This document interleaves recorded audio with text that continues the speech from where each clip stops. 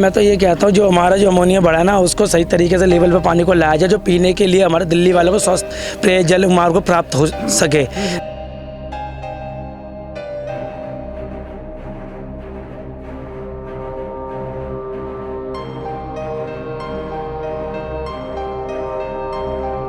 एक दिन हमें मर के ना इसमें मिलना, मट्टी में मिलना, हमारे को पैसा वैसा धन दौलत सब यहीं रह जाना, कुछ नहीं जाना। मैं सारी सरकारों को एक होके जुट होके हमारी यमुना मैया को जल्द से जल्द साफ करना होगा, और ये एक निश्चय कर लेना तो हमारी यमुना मैया जल्द से जल्द साफ हो जाएगी।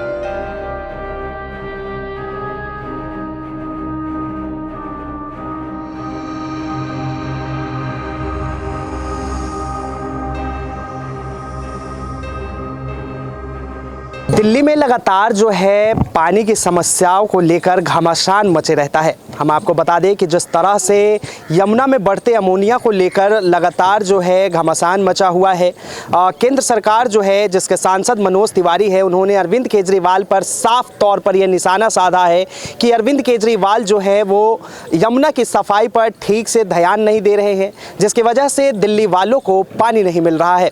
हालांकि हम आपको बता दें कि जिस तरह से यमुना में अमोनिया बढ़ चुका है, उसके बाद से है दिल्ली के वजीराबाद और चंद्रावल के दोनों जहां से पानी को साफ किया जाता है वो मशीन नहीं चल पा रही है। यानी कि दिल्ली वालों को जो है 10% से लेके 50% तक पानी का जो हिस्सा है वही मिल पा रहा है। जितना पानी चाहिए दिल्ली वालों को, जितना क्षमता है दिल्ली के लोगों को पानी चाहिए, उतना पानी उनके पास नहीं पहुंच रहा है। इस वक्त हम पहुंच चुके हैं गणेश घाट 24 पर, जहां से हम आपको यमुना की तस्वीर दिखा रहे हैं। एक बार दिखाइए कि किस तरह से जो है यहाँ पर सफाई कर्मी लगे हुए हैं, घाट की जो है यहाँ पर सफाई चल रही है। और यहाँ पर हम इस वक्त जहाँ मौजूद है ये यमुना के बीच में मौजूद है, और यहाँ से जो है आपको सीधी तस्वीर दिखा रहे हैं। हालांकि यहाँ पे तो कोई झाग नहीं दिख रहा है, झाग बनी होगी, लेकिन उसके साथ जो है यहाँ पे सफाई का भी काम चल रहा है। लेकिन दिल्ली में जिस तरह से लगातार जो है पानी की समस्याओं को लेकर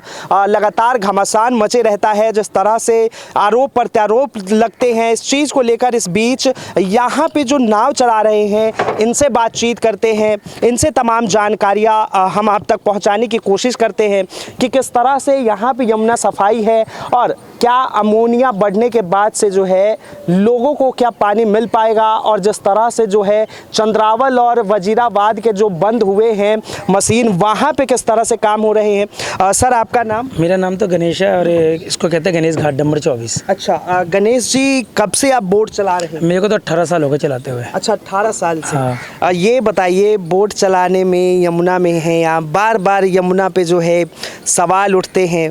अभी तो यहाँ पे डॉक्यूमेंट्री बन गई, स्पेशल डॉक्यूमेंट्री मेरे ऊपर बनी हुई है। अच्छा। उसके बाद सरकार हरकत में आई है। अच्छा। मैं रियल ये बताऊँ तो मेरी 80% वीडियो यूट्यूब पे मेरी है, दिल्ली यमुना घाट की। अच्छा। हाँ, बड़े ब्लॉग से लेके यूट्यूब पे मीडिया तक वाले मेरे को दिखाते हैं। अच्छा ये बताइए, अभी तो जो है यहाँ पे बदबू तो आ रहा है। हाँ, इस चीज़ को मानते हैं? ये बदबू तो आती है, मगर फिर भी हमारी आस्था जो है ना, हमारी यमुना मैया से जोड़ी है। अगर आज भी हमें कोई कहना स्नान करने के लिए, आज भी हम डुबकी लगा लेंगे इसमें, हमें इससे कोई फर्क नहीं पड़ता कि नाले का चट्टी पेशाब का पानी है।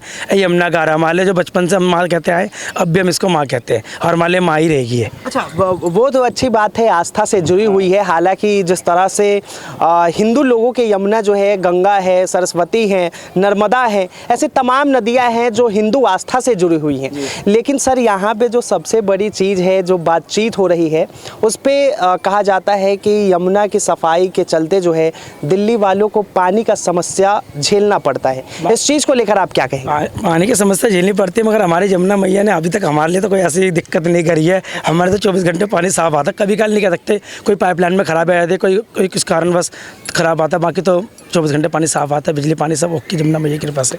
अच्छा आप तो अभी गणेश घाट 24 पे हैं, बोट चलाते, तो यहाँ पे किस तरह से लोग आते हैं? हालांकि ये तो देखने से ही लग रहा है कि एक मिनट तस्वीरों में एक बार दिखा दीजिए कि यहाँ पे कितने सारे बोट लगे हुए हैं। चारों तरफ आप देख सकते हैं कि बोट ही बोट दिखेंगे। यहाँ पे श्रद्धालु आते हैं, घूमते हैं, कोई मूर्ति विसर्जन करने आता है तो कोई अस्थिया विसर्जन करने आता है। यहाँ पे किस तरह से आपको लगता है? और हमारा काम जो है ना, पहली बात तो हमारा काम तो अस्थि राख विसर्जन करने का है। हम घाट के पंडित हैं, हमारे पिताजी पंडिताई करते थे, एक्सपायर हो गए 6 साल हो गए।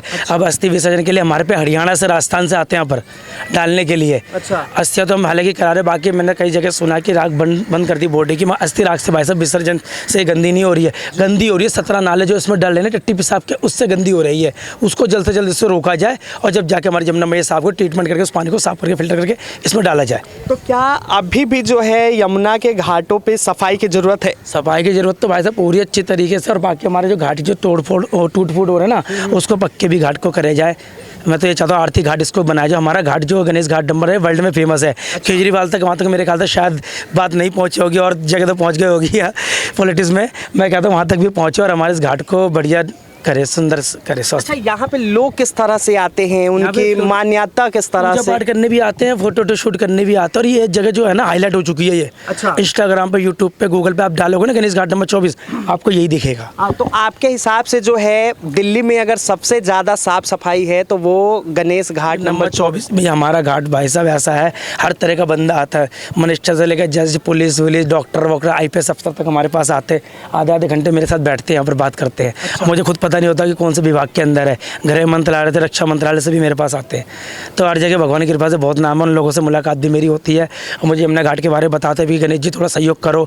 कई संस्थाओं से मैं जुड़ा भी हूँ, यमुना सफाई अभियान से जुड़ा भी हूँ मैं। अतुल्य गंगा का भी प्रोजेक्ट था, वो यमुना का सैंपल लेना था, वो कर्नल साहब आए थे, उनको मैंने 10 किलोमीटर घुमाया था बोट में, तो उनका सैंपल भी दिलवाया था मैंने। अच्छा, सरकार को क्या कहेंगे आप, जिस तरह से अमोनिया बढ़ चुका है, 5 PPA बढ़ चुका है अमोनिया का, तो उसको लेकर आप सरकार से क्या कहेंगे, किस तरह से उसकी सफाई होनी चाहिए लोगों को, क्योंकि पानी की समस्या दिल्ली वालों को काफ़ी झेलना पड़ता है? भाई साहब मैं तो ये कहता हूँ जो हमारा जो अमोनिया बढ़ा ना, उसको सही तरीके से लेवल पे पानी को लाया जाए, जो पीने के लिए हमारे दिल्ली वालों को स्वस्थ पेयजल मार्ग को प्राप्त हो सके।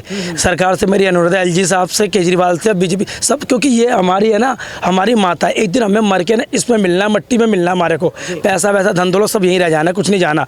मैं सारी सरकारों को एक होकर जुट होकर हमारी यमुना मैया को जल्द से साफ करना होगा, और ये एक निश्चय कर लेना तो हमारी यमुना मैया जल्द से जल्द साफ हो जाएगी। अच्छा, क्या यमुना पे राजनीति करना सही है?